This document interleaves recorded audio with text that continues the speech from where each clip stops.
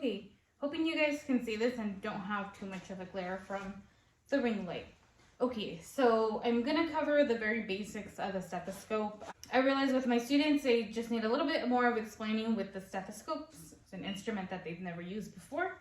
So I have my own here to show you guys as reference. So I'll start with just breaking down each part of the stethoscope and explain a little bit more about that. So the first part of the stethoscope is the earpieces that you guys see right here.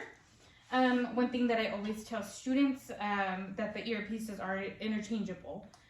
So if you have a little bit of a bigger ear, a smaller ear, you can always screw the earpieces on and off to whatever fits your ear size or your outer ear canal.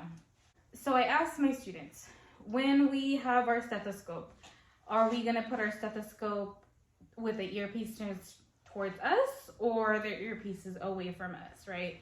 And most of the students don't even realize that there's a certain way that you need to put them in your ear.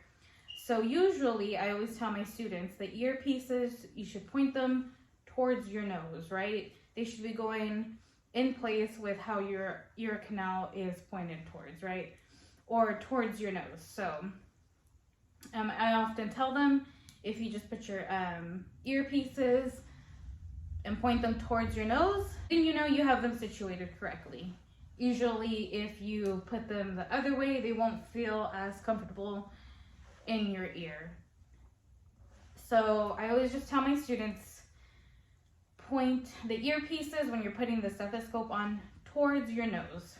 That's how you know you will have it in correctly. Just use your nose as a point of reference and go forward. Okay, so the next part of the stethoscope is the ear tubes. Sound comes up through the tubing and it splits in two and it goes to both ears. Something to know with the stethoscope tubing, I always just tell students, when you have your stethoscope, make sure to inspect it for any type of cracks.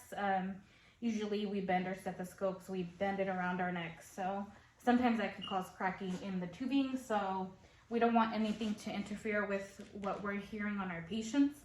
So I often tell them just to check the tubing and make sure there's no cracks in it. So then we get down to what is called the stem of the stethoscope. So the stem of the stethoscope connects the tubing to the diaphragm and the bell of the stethoscope. So the stem is this little piece here on my stethoscope. I'll show you guys. This little piece right here, this little metal one, is called the stem. Connects the tubing to the bell and the diaphragm of the stethoscope. Okay. Something that I want to point out to my students, a lot of the time my students have a hard time listening to sounds if they're taking a manual blood pressure or they're trying to osculate someone's apical pulse. So I often tell them that they need to rotate the bell and the diaphragm of the stethoscope.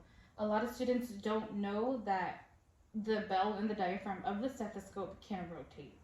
And so I just right here, if you can't hear a sound when you're osculating, make sure that you rotate the bell and the diaphragm. One way that I tell students to check if they're on the correct side of the diaphragm or the bell, depending what side they want to listen to from, I ask them to put their stethoscope in, and then I ask them to tap on the diaphragm. If they hear that tap, that means you're on the right side. If you don't hear the tap, then you simply just want to rotate either the tubing or you can rotate the whole head. Whatever works easier for you guys. What's also cool about some stethoscopes, not all of them have them, most of them do. There's this little dot that you see at the stem of the stethoscope, so I'll show you guys. My stethoscope has it. Let's see if you guys can see it. So this little dot tells me which side I'm listening to. So right now I have it on the bell side of my stethoscope. So if I were to put my stethoscope in right now, and if I were to tap my diaphragm side, I hear nothing, right? But if I were to tap my bell side, I hear the tap. So I tell my students, wherever this little dot is at, then that's the side that you're able to listen to. So something to note too, the bell side or the smaller side of the stethoscope is used to hear the lower pitch sounds. So lower pitch sounds would be something like abnormal heart sounds, like murmurs. So with the diaphragm, we use it to hear higher pitched sounds. So this would be like normal breath sounds or normal heart sounds.